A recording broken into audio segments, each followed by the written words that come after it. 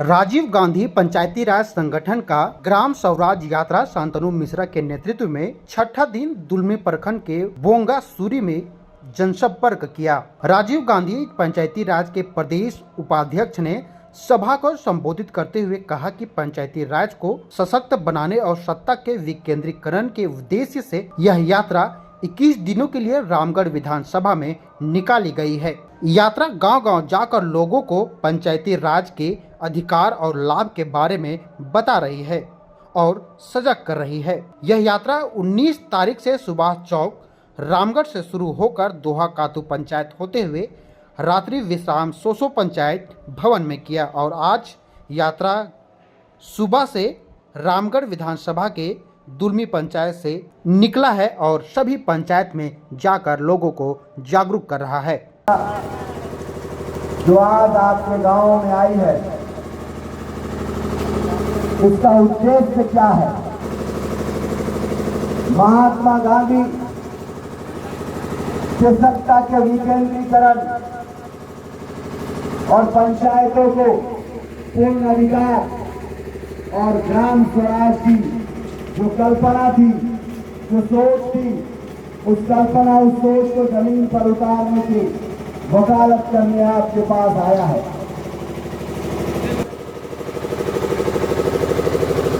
Doctor Bhimrao Ambedkar इस देश में एक ऐसा जनतंत्र हो जिसके गांव की सरकार हो, गांव के लोगों की भागीदारी हो, उनका था।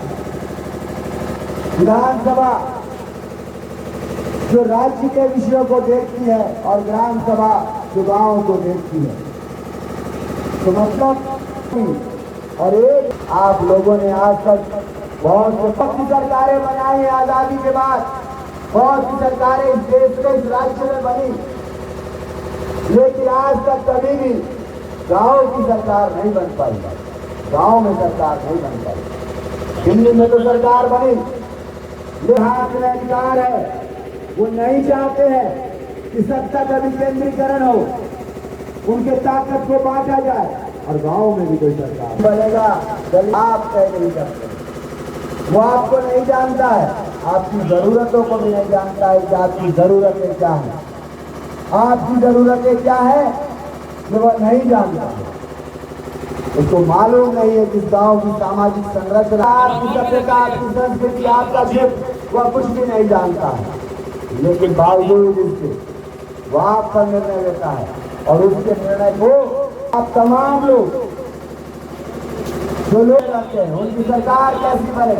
राजीव गांधी पंचायती राज संगठन यह बात कहने के लिए आया है, गांव के लोग की सरकार कैसे बने, गांव में आपकी सरकार कैसे बने।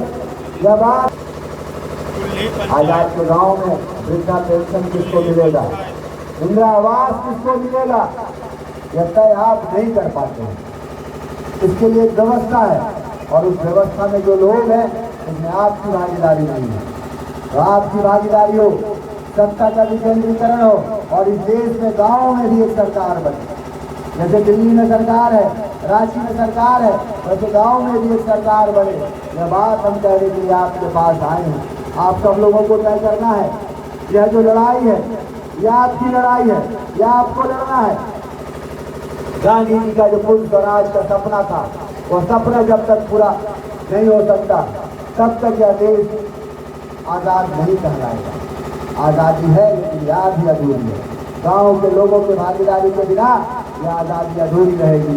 इसलिए आपकी आज़ादी की लड़ाई है, गांव की आज़ादी की लड़ाई है और पंचायती राज व्यवस्था की आज़ादी की लड़ाई है।